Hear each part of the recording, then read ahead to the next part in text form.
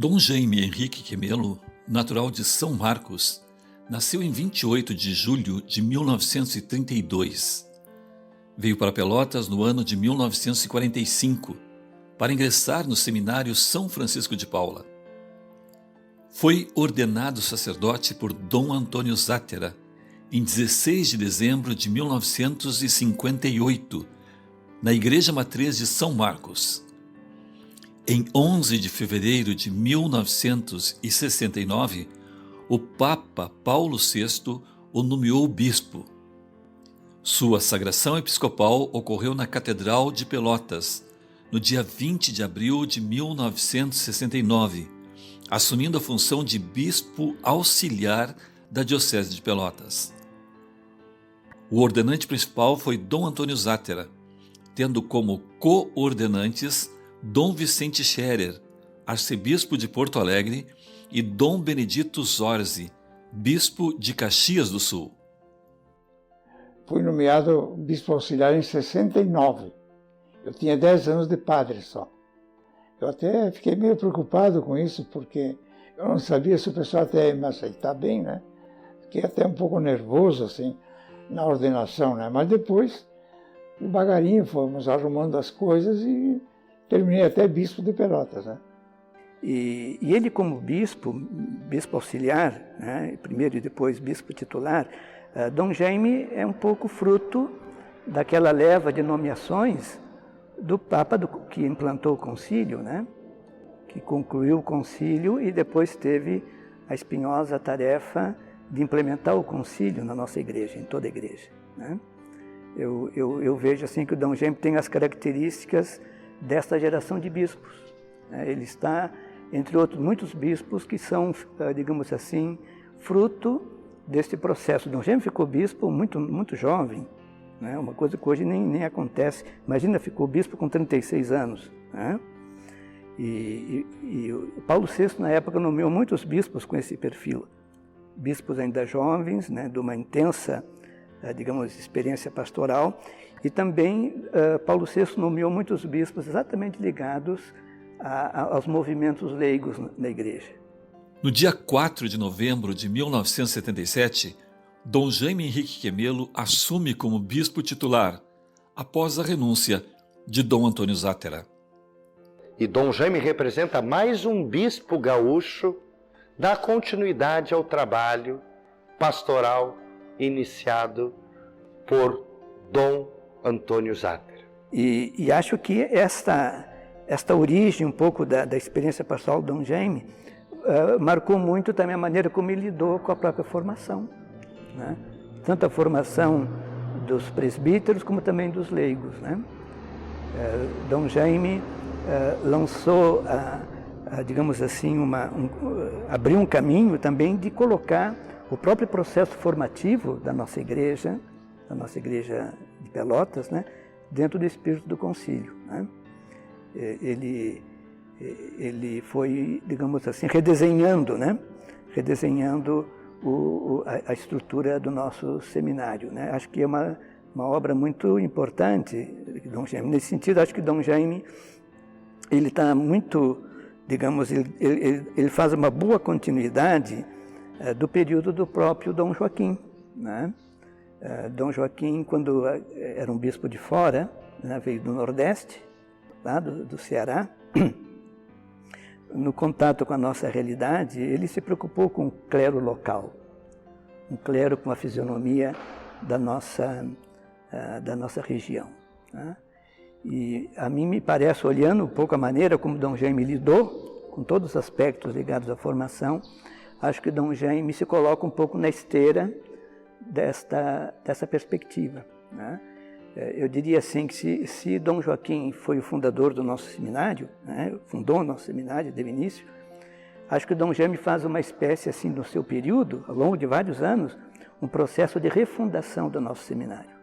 Dom Jaime Quemelo foi responsável pelo revigoramento das missões populares na nossa, então, diocese. Além disso, Dom Jaime Quemelo fundou o Instituto de Teologia Paulo VI, responsável pela formação teológica dos nossos seminaristas e leigos da diocese. Também não podemos deixar de citar, dentre as grandes obras de Dom Jaime Henrique Quemelo, a criação da Ordeme, a Ordem dos Ministros, também a criação da Escola Diaconal Ney Passos, responsável pela formação dos nossos diáconos permanentes da Arquidiocese de Pelotas. Junto com isso também, ligado também ao processo da formação, também a retomada do Ministério Diaconal, né, que está ligado também a esse processo formativo, né? Dom Jaime deu um incentivo muito grande, né? Tanto que hoje nós temos um quadro significativo de diáconos, quase um número muito já aproximado do número de presbíteros, né? E acho que é significativa a consolidação desse ministério, né? E a estrutura formativa do próprio seminário, o Instituto de Teologia, né? Eu acho que proporcionou isto, né? Nos períodos de 1977 a 1980, 1995 a 1997 e 2005 a 2007, a Diocese realizou as missões populares.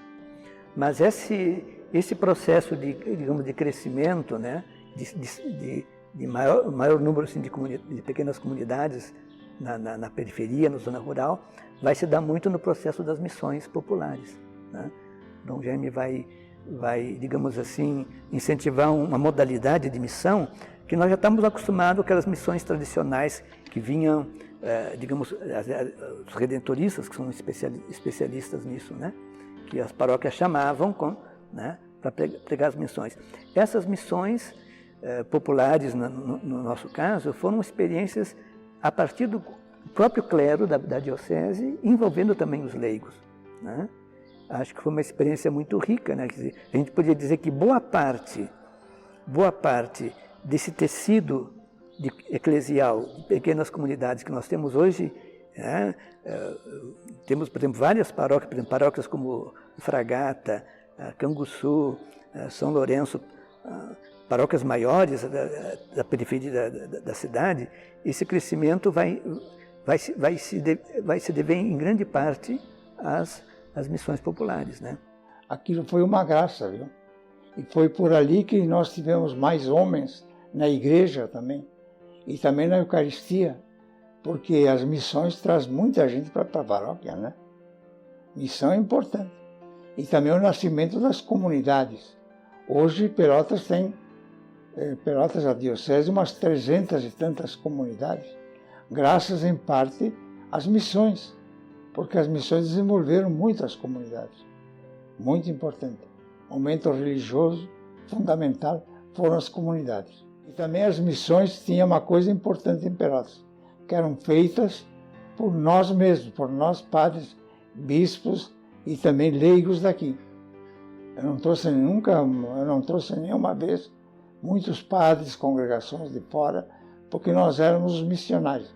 Porque aconteceu numa missão, ainda antes de eu ser bispo, que veio uma congregação de fora que pregou, e o último discurso foi terrível, porque o padre se incomodou porque o povo não correspondeu.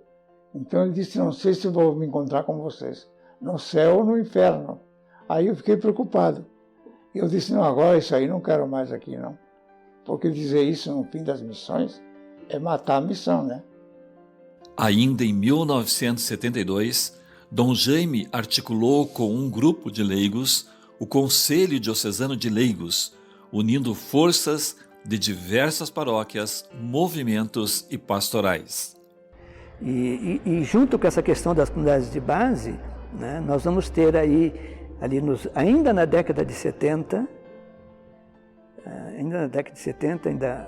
eu diria até antes que Dom Jaime fosse bispo titular, no período que ele era bispo auxiliar, né, a questão do conselho, né, o Conselho Diocesano de Leigos.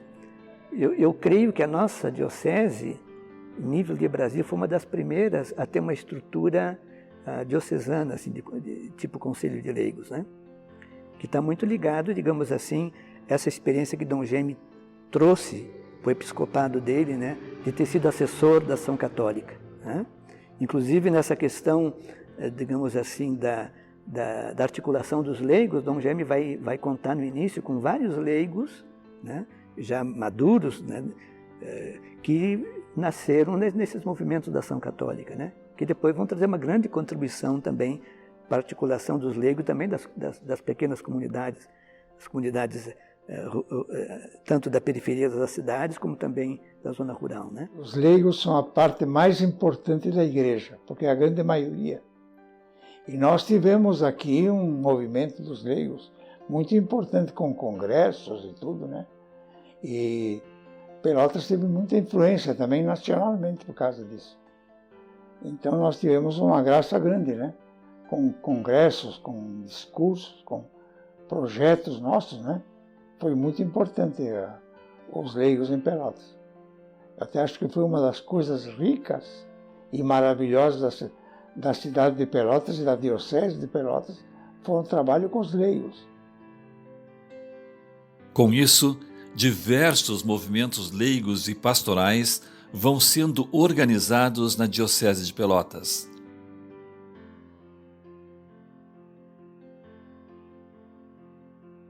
Além disso, uma grande obra, que é um grande sinal da presença de Nossa Senhora na nossa arquidiocese, teve como protagonista de fundação também o nosso quarto bispo, Dom Jaime Henrique Quemelo, que foi responsável pela fundação do Santuário Nossa Senhora de Guadalupe, que reúne milhares de fiéis todos os anos numa grande celebração da nossa arquidiocese.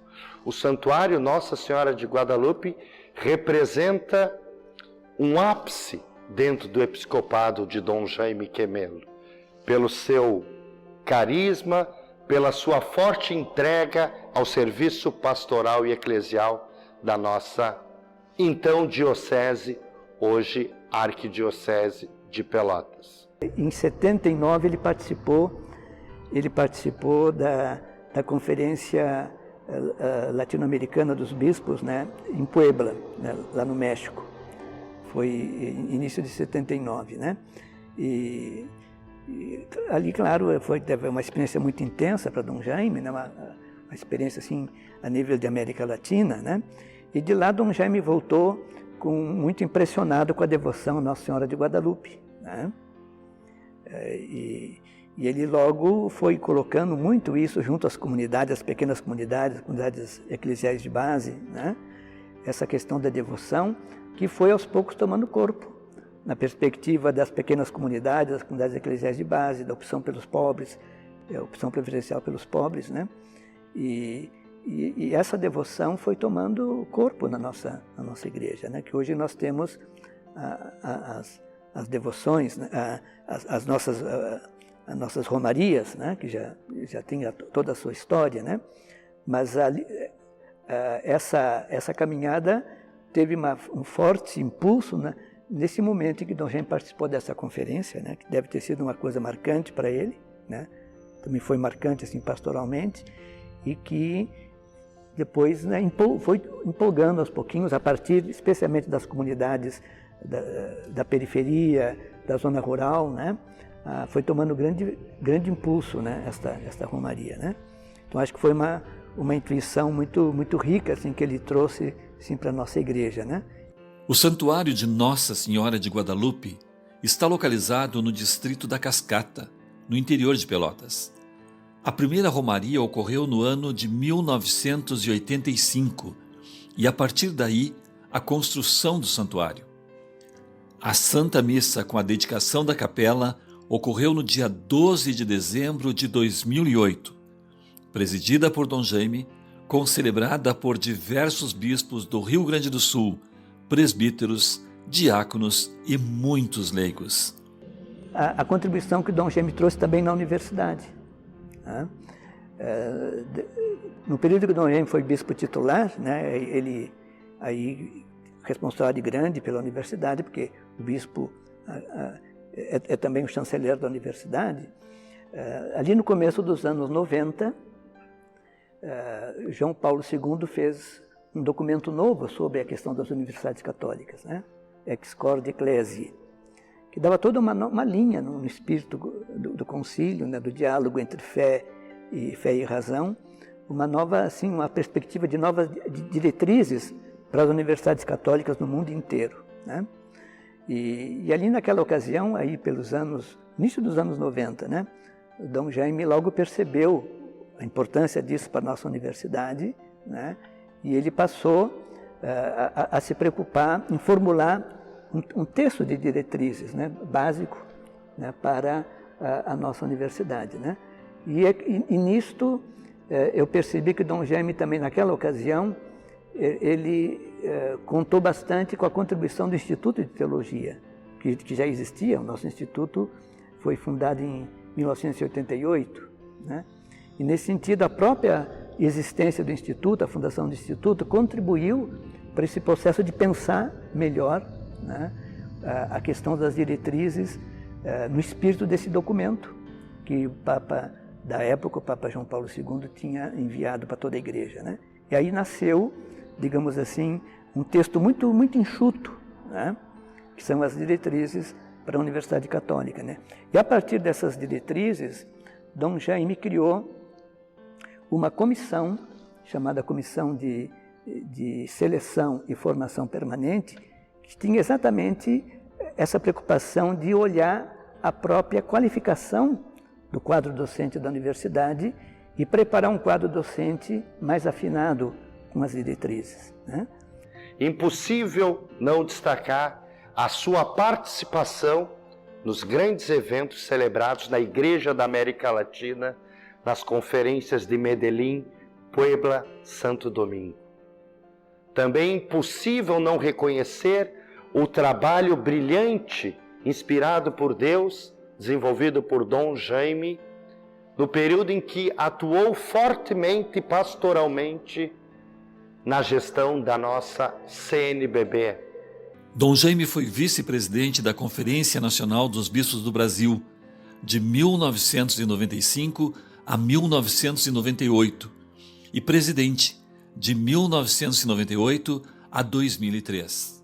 Durante o episcopado de Dom Jaime foram criadas as paróquias Santo Cura d'Ars, em 1977, Santo Antônio, em 1983, São Cristóvão, em 1985, a Proparóquia Santa Rita de Cássia, em 1981, e a Diaconia Operários de Cristo, em 1991, em Pelotas. A Paróquia Nossa Senhora Medianeira, em 1981, em Turuçu. Santa Tecla, em 1983, em Capão do Leão. Nosso Senhor do Bonfim, em 1988, em Morro Redondo. E Nossa Senhora do Rosário, em 2007, em Cerrito. O povo daqui que é muito bom. O povo de Pelotas é ótimo, eu gosto muito do povo de Pelotas. Tem um grande coração. Melhor que o de Caxias, viu? Caxias é muito pelo dinheiro. Eu sou de lá, mas eu gosto mais daqui. Também durante o episcopado de Dom Jaime, veio para Pelotas a instituição Dalmanutá, em 1993. Dom Jaime ordenou 20 diáconos e mais de 40 sacerdotes. Também ordenou 2 bispos. No ano de 2002, Dom Jacinto Bergman, seu bispo auxiliar de Pelotas, e Dom Roque Paloski, nomeado bispo de Roraima no ano de 2005. É durante o seu episcopado também que Dom Jaime terá mais uma missão, a missão de sagrar bispo, o novo bispo, seu sucessor da nossa Arquidiocese de Pelotas, Dom Jacinto Bergman. A mensagem que eu deixaria para Pelotas é olhando para o São Francisco. O São Francisco tem um lema muito bonito, Caritas, caridade. Caridade, e ele era um grande missionário. Ele primeiro se despojou de tudo, foi ser um eremita no deserto, mas todo mundo ia lá perguntar coisas para ele. Ele teve que voltar para a cidade dele para poder anunciar o Evangelho de novo. Depois ele foi também missionário, foi para a França. Até uma vez ele atravessou estendendo um manto num lago enorme para poder passar, porque o homem não queria levá-lo no barco. E ele foi, viu? Então São Francisco, que também é nosso padroeiro aqui, que nós nem sabemos toda a história dele, né? O certo é que um dia a imagem veio parar em Pelotas e ficou santo nosso padroeiro. Então São Francisco deve ser quem nos ajuda a ir caminhando para o futuro. Grande santo.